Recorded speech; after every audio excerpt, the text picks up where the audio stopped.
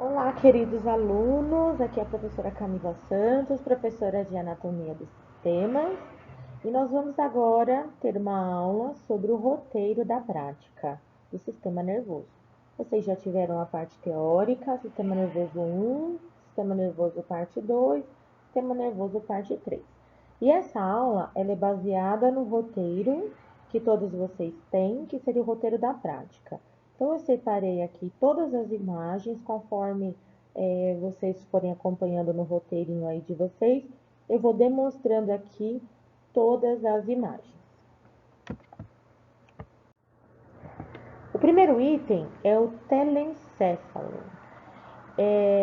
O telencéfalo é toda essa estrutura que vocês estão enxergando, e nós vamos ter o sistema nervoso central, que é essa abreviação, SNC.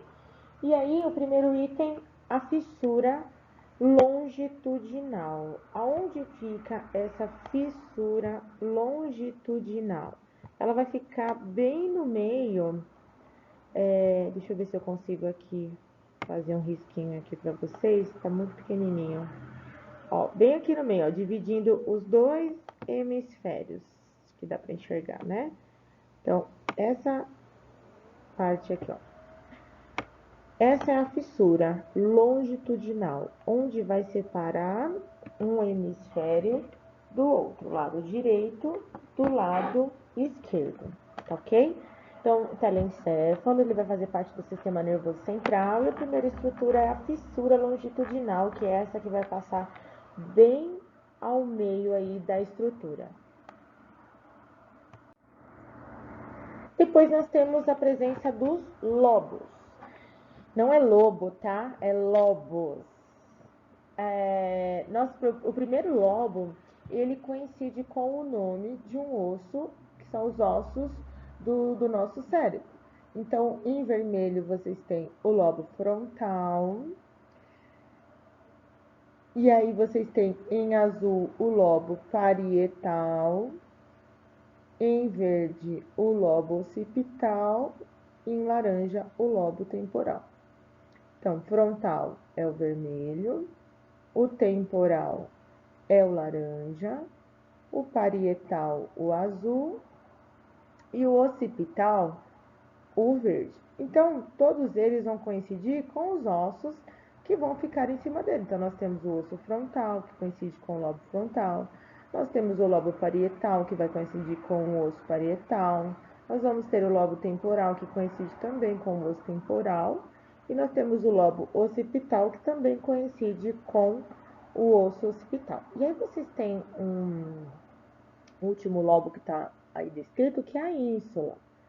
A ínsula, gente, não vai ser possível enxergar nessa imagem, mas ela fica bem profundamente no sulco lateral. Então, além dos lobos, eu já aproveitei e coloquei aí os sulcos principais. Esses sulcos principais, eles vão auxiliar para poder fazer a divisão dos lobos. Então, um exemplo, o sulco central, ele vai dividir o lobo frontal do lobo parietal. E o sulco lateral, ele vai dividir o lobo temporal, e ele coincide aí com a divisão também do lobo frontal e do lobo parietal. Então, se a gente aprofundar, abrir esse sulco central, lá embaixo a gente vai ter o quinto lobo, que é a ínsula. Não é insula, tá? É ínsula. Então, aí está a ínsula, é o quinto lobo.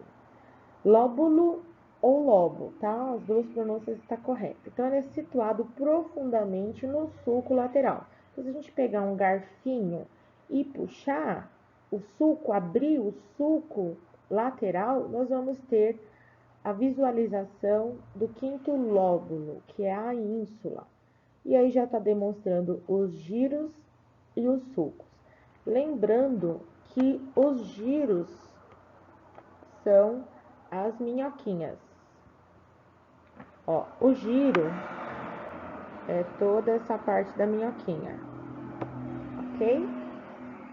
E o sulco é esses vincos aqui, ó, mais pronunciados, tá? Ó. Então, aqui mais escuro são os sulcos. E ao redor dele, essa parte mais grossinha aqui, ó, aí sim são os giros. Nós vamos ter também os giros. Eu vou dar uma dica aqui para vocês, para encontrar os giros, encontre os sulcos primeiro. Então, ó, aqui, passei um pouquinho, aqui é o sulco central, certo? Então, se aqui é o sulco central, se eu achei o sulco central, do lado dele é o giro pré-central. E, ó, desse lado aqui eu tenho o giro pré-central. E do outro lado eu tenho o giro pós-central. Então, se eu achei o sulco central, eu sei que ao lado dele, sempre do lado de um sulco, tem um giro. Então, do lado do sulco central, eu tenho o giro pré-central e logo após ele eu tenho o giro pós-central. E aí, se eu olhar nesta outra região aqui, ó, apontando para o giro frontal superior, que é essa região aqui, se eu achei o giro frontal superior, o próximo giro é o giro frontal médio. E esse giro frontal médio, ó, ele faz todo esse caminho aqui, ó. É tudo isso aqui. Não é só essa parte, tá? A mesma coisa é o giro frontal superior. O giro frontal superior é tudo isso aqui, ó. Ele tá girando, fazendo toda a parte da cobrinha, tá? Então, não é só uma partezinha, é tudo isso daqui. Então, ó, se eu achei o giro frontal superior, eu acho o médio, depois quem tá do lado é o giro frontal inferior. Então, giro, cobrinha aqui, ó. Vai até aqui, ó. Tá bom? Porque aí depois eu já passo o lobo e aí eu já tô no temporal. E o mais fácil, gente, o mais fácil são esses três carinhas aqui, ó. O giro temporal, porque, ó, eu vou conseguir identificar aqui, ó, o sulco lateral. Tô ruim de desenho. O sulco lateral. Aí, se eu achei o sulco, esse aqui é quem? Giro temporal superior, giro central médio e giro central não, desculpa, giro temporal médio e giro temporal inferior. E bem aqui, ó, nesse ângulo aqui, ó, eu tenho o giro angular. Tá ok? Então, uma dica é encontrar o sulco. Se eu encontrei o sulco central, eu achei o giro pré-central e pós-central. Lá em cima, depois da fissura longitudinal, eu já vou ter o giro frontal superior. Se eu achei o giro frontal superior, eu vou achar o giro médio, que está do lado, e logo abaixo o giro frontal inferior. Temporal, encontrei o sulco lateral. O sulco lateral, eu vou encontrar o giro temporal superior, o giro temporal médio e o giro temporal inferior. E aí nós temos os demais sulcos, né? Lembrando que os sulcos principais são esses que estão identificados em azul, que é o sulco central e o sulco lateral. Então, ó, eu sei que tem o sulco central, do lado eu tenho o giro pré-central, depois do giro eu sempre tenho um sulco. Então, antes do giro pré-central, vai receber o nome de sulco pré-central. E o mesmo ocorre no oposto. Depois do giro pós-central, eu tenho o sulco pós-central. Facinho, né, pessoal? E aí eu não tenho lá o giro frontal superior. Depois do giro frontal superior, eu vou ter o sulco central superior e o sulco frontal inferior. Depois do sulco lateral, eu tenho o sulco temporal superior e o sulco temporal inferior, antecipando aí os giros. Molezinha, hein? Vocês acharam que o sistema nervoso ia embananar a cabeça de vocês, mas olha, tudo bonitinho. Pinta de outra cor, identifica os giros para poder ficar mais fácil para estudar. Nós vamos ter também os ventrículos cerebrais. Nessa imagem eu vou mostrar para vocês apenas o terceiro e o quarto ventrículo. O ventrículo lateral eu vou mostrar na outra imagem. Então, o terceiro ventrículo, ele vai estar nesta região aqui, ó, bem em volta da aderência intertalâmica. Então, esse que eu estou pintando todo de preto é a aderência intertalâmica Em volta, nós temos o terceiro ventrículo, que está na região do tálamo. Essa região também é conhecida como tálamo.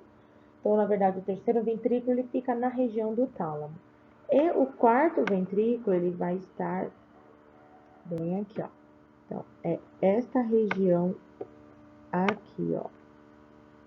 Quarto ventrículo. Então, o terceiro ventrículo lá em cima e o quarto ventrículo lá embaixo. Lembrando que os ventrículos são os locais onde passa o líquido cérebro-espinal, ou líquor, ou o líquido céfalo-raquidiano.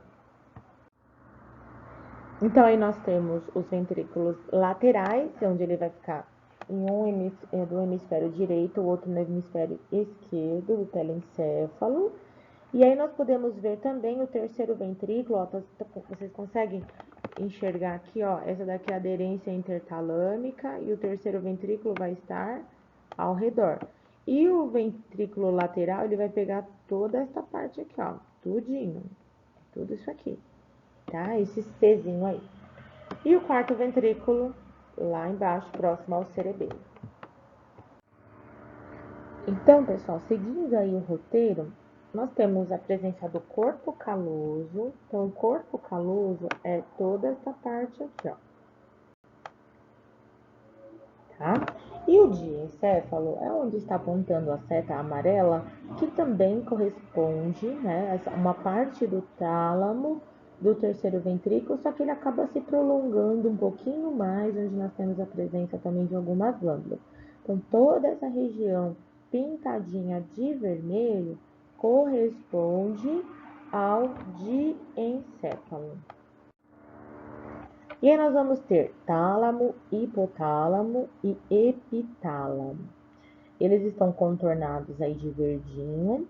Então, ó, outra dica. Nós temos a aderência intertalâmica, certo? Em volta, nós vamos ter o terceiro ventrículo. Então, em volta, onde é o terceiro ventrículo, nós vamos chamar de tálamo. Toda essa região é o tálamo. Logo após, descendo um pouquinho, nós vamos ter essas duas bolinhas, que é o epitálamo. Essa porçãozinha final. E, oposto a ele, nós vamos ter o restante, contornando ali as glândulas também. Nós vamos ter a região do hipotálamo. Então, ó, região do tálamo é toda essa região aqui, epitálamo, esta região aqui, e hipotálamo vai pegar toda aqui, ó. Então, tálamo, hipotálamo e epitálamo. E as glândulas? Nós temos a glândula hipófise e a glândula pineal. Então, a glândula pineal é essa que está pintadinha de roxo para vocês, logo no finalzinho aí do corpo caloso. E depois nós vamos ter a hipófise. Então, a hipófise, ela fica nessa região aí do hipotálamo, tá? Então, a hipófise fica na região do hipotálamo. Lembrando que a hipófise, ela vai ficar na depressão do osso esfenoide, chamado de célula turca. E logo ao lado dela, nós temos o quiasma óptico. Vocês lembram dos pares dos nervos cranianos? Então, o quiasma óptico está bem ao lado também da hipófise. E aí, para aproveitando também já a imagem, a região do córtex cerebral, demonstrando aí na imagem para vocês. Então, aqui pegando só a glândula hipófise. Então, ela vai ficar na região do hipotálamo. E aí nós temos o lobo posterior, a hipófise posterior, e ela vai estar aí nessa depressão do osso esfenoide, e essa depressão chama-se célula turca. Então, nós temos a hipófise anterior, que nós vamos ter a parte intermediária, o lobo anterior, e o lobo posterior, que é a região posterior. Então, uma vai ficar mais anterior e a outra vai ficar posterior. Lembrando que ela vai ficar bem pertinho do nervo óptico. Então, qual é o local onde fica a glândula hipófise? Ela fica na célula turca do osso esfenoide.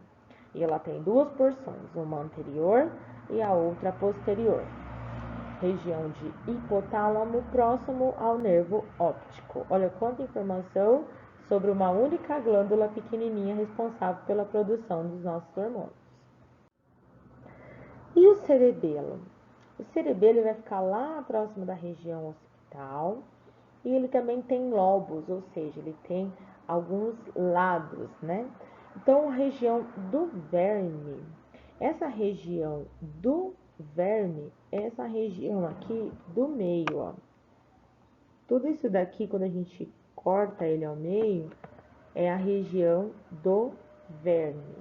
Então, quais são os lobos do cerebelo? Nós temos o lobo rostral, que está pintado de vermelho, que é a região anterior.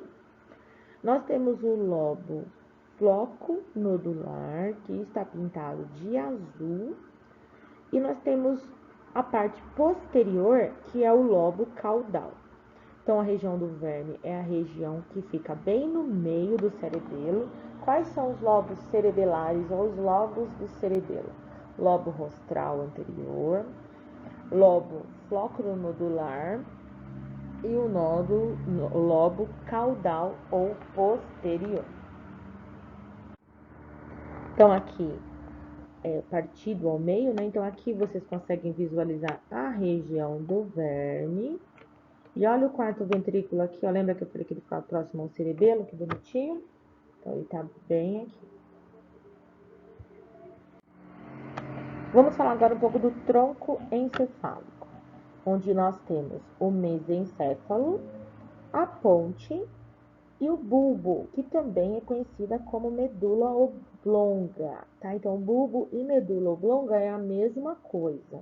Então, a parte do tronco encefálico é o mesencéfalo, a ponte e a medula oblonga ou bulbo. E eu já aproveitei e coloquei para vocês quais são as partes do cérebro, que é o telencéfalo e o diencéfalo, e o cerebelo, divisão, é o próprio cerebelo.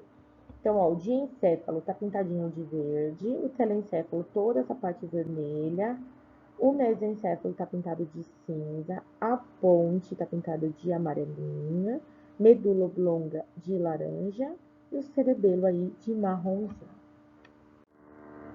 E a medula espinhal? Nós vamos ter a fissura mediana anterior, a intumescência lombar, o cone medular e a cauda equina. Então, se a gente pegar essa fissura mediana anterior, então se eu pegar a medula e partir ela ao meio, eu vou conseguir enxergar essa fissura mediana anterior. A intumescência anterior é esta porção aqui, ó, intumescência lombar, esta parte pintada de verde aqui, ó. O cone medular, ele vai ser essa parte que está pintada aqui de azul, é como se fosse um cone mesmo, um triângulo, ó. Esse é o cone medular. Então, a gente chama de intumescência porque ela é mais gordinha, ela é mais volumosa, mais pronunciada. E depois da intumescência, nós temos o cone medular. E a hora que acaba o cone medular, nós temos essas fibras soltas aqui, ó, que é chamado de cauda equina. Então, aqui, ó, nós temos a região da intumescência, o conezinho vai ficar mais ou menos aqui e a cauda equina terminando aqui. Aqui é só para demonstrar um corte da medula espinhal em diferentes regiões. Então, nós temos a região da C5, da T2, T8, L1, L2, S2 e S3. Então, o sulco, ele vai ser sempre mais posterior. Então, ele é mais fechadinho, ó. O sulco está aqui. Então, todos os sulcos vão corresponder nesta região aqui. Ele é posterior. Então, se o sulco é posterior, toda essa região aqui, ó, anterior, é a fissura mediana anterior, ou seja, ela vai estar voltada para frente, né, da região anterior da nossa medula. Ok? Então, e a fissura ela é sempre mais abertinha e o sulco mais fechadinho. Bom, nós vamos ter as meninges, a dura mater, a aracnoide mater e a pia mater.